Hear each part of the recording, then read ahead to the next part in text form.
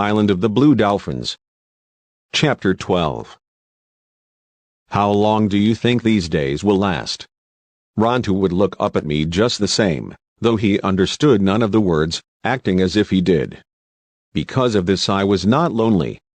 I did not know how lonely I had been until I had Rontu to talk to. When the canoe was finished and the pitch had dried, I wanted to find out how it went through the water and if the planks leaked, so we set off on a long voyage around the island. The voyage took all of one day, from dawn until night. There are many sea caves on the island of the Blue Dolphins, and some of them are large and go far back into the cliffs. One of these was near the headland where my house stood. The opening was narrow, not much wider than the canoe, but once we were inside, it spread out and was larger than my place on the headland. The walls were black and smooth and slanted far up over my head. The water was almost as black, except where light came through the opening. Here it was a gold color and you could see fish swimming around. They were different from the fish on the reefs, having larger eyes and fins that drifted out from their bodies like kelp. This place opened into another, which was smaller and so dark I could see nothing. It was very silent in there, with no sound of the waves on the shore and only the lapping of the water against the rocky walls. Far ahead was a spot of light no larger than my hand, so instead of turning back, which I felt like doing, I drifted towards it around many turnings and came at last to another room much like the first. Along one side was a wide shelf of rock, which ran out to the sea through a narrow opening. The tide was full and yet the shelf was out of the water. It was a fine place to hide a canoe, which could be lifted out and stored there where no one could find it. The ledge joined the cliff just below my house. All I needed was a trail down to the cave and then the canoe would be close at hand. "We have made a great discovery," I said to Rontu. Rontu did not hear me. He was watching a devilfish, just beyond the opening of the cave. This fish has a small head with eyes that bulge and many arms. All day Rontu had been barking, at the cormorants, the gulls, the seals, at everything that moved. Now he was quiet, watching the black thing in the water. I let the canoe drift along and knelt down out of sight until I could pick up my spear. The devilfish was in front of us, swimming slowly near the surface, moving all his arms at once. Large devilfish are dangerous if you are in the sea, for their arms are as long as a man, and they can quickly wrap them around you. They also have a big mouth and a sharp beak where their arms join their head.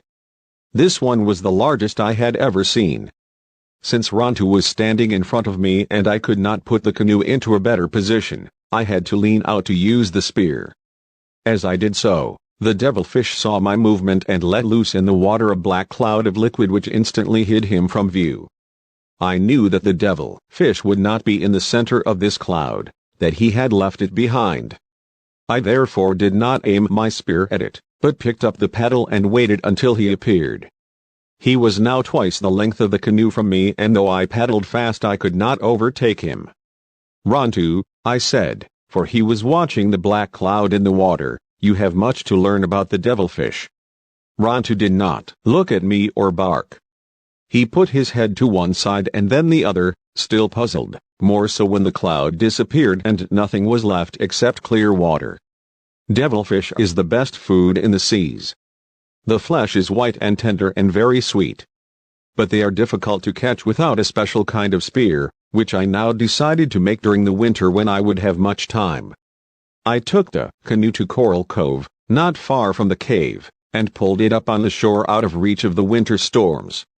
There it would be safe until spring when I would hide it in the cave that Rontu and I had found.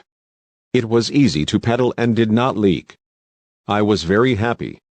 Storms came early with rain, and between the rains fierce winds struck the island and filled the air with sand.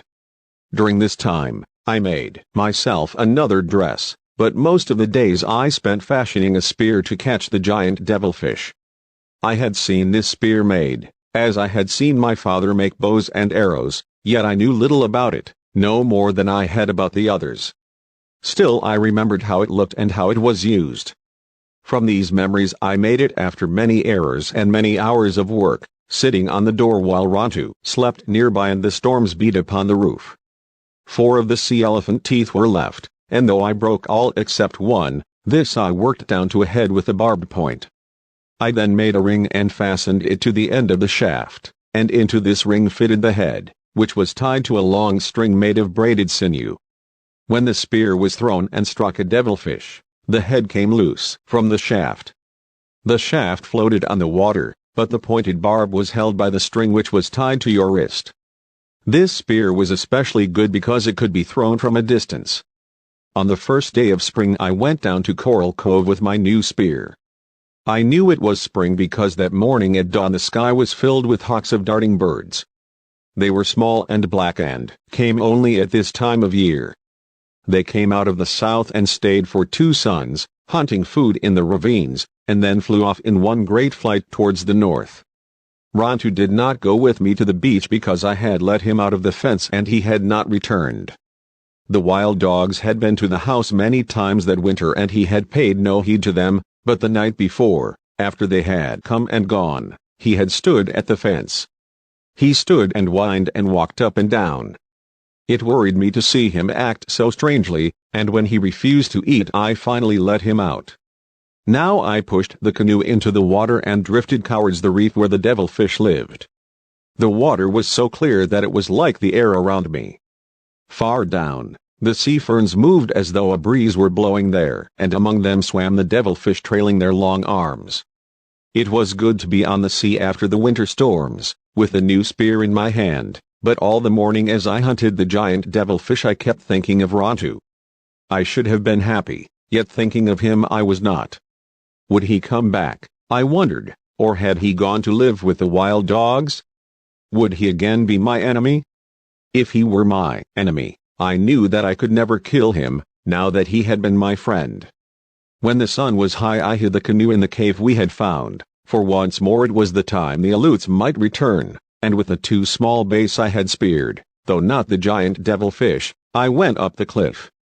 I had planned to make a trail from the cave to my house, but had decided that it could be seen from a ship and by anyone standing on the headland. The climb was steep.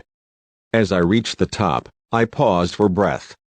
The morning was quiet except for the noise of the little birds flying from bush to bush and the cries of the gulls who did not like these strangers. Then I heard the sound of dogs fighting. The sound came from far off, perhaps from the ravine, and taking my bow and arrows, I hurried in that direction. I went down the path which led to the spring. There were tracks of the wild dogs around the spring, and among them I saw the large ones of Rontu. The tracks led away through the ravine which winds to the sea. I heard again the distant sound of fighting. I went slowly through the ravine because of my bow and arrows. At last I came to the place where it opens into a meadow right at the edge of a low sea cliff. Sometimes in the summers, a long time ago, my people had lived here. They gathered shellfish on the rocks and ate them here, leaving the shells which after many summers had formed a mound. Over this grass had grown, and a thick-leaved plant called napin. On this mound, among the grasses and the plants, stood Rontu. He stood facing me, with his back to the sea cliff. In front of him in a half-circle were the wild dogs. At first I thought that the pack had driven him there against the cliff and were getting ready to attack him. But one soon saw that 2 dogs stood out from the rest of the pack, between it and Rontu, and that their muzzles were wet with blood. One of these dogs was the leader who had taken Rontu's place when he had come to live with me. The other one, which was spotted, I had never seen. The battle was between Rontu and these 2 dogs. The rest were there to fall upon whichever was beaten. So great was the noise made by the pack, they had not heard me as I came through the brush, nor did they see me now as I stood at the edge of the meadow. They sat on their haunches and barked, with their eyes fixed on the others. But I was sure that Rontu knew I was somewhere near, for he raised his head and smelled the air. The 2 dogs were trotting back and forth along the foot of the mound, watching Rontu. The fight had probably started at the spring and they had stalked him to this place where he had chosen to fight. The sea cliff was behind him and they could not reach him from that direction, so they were trying to think of some other way. It would have been easier if one could have attacked him from the back and one from the front. Rontu did not move from where he stood on top of the mound. Now and again he lowered his head to lick a wound on his leg, But whenever he did, he always kept his eyes on the two dogs trotting up and down. I could have shot them, for they were within reach of my bow, or driven off the pack, yet I stood in the brush and watched. This was a battle between them and Rontu. If I stopped it, they would surely fight again, perhaps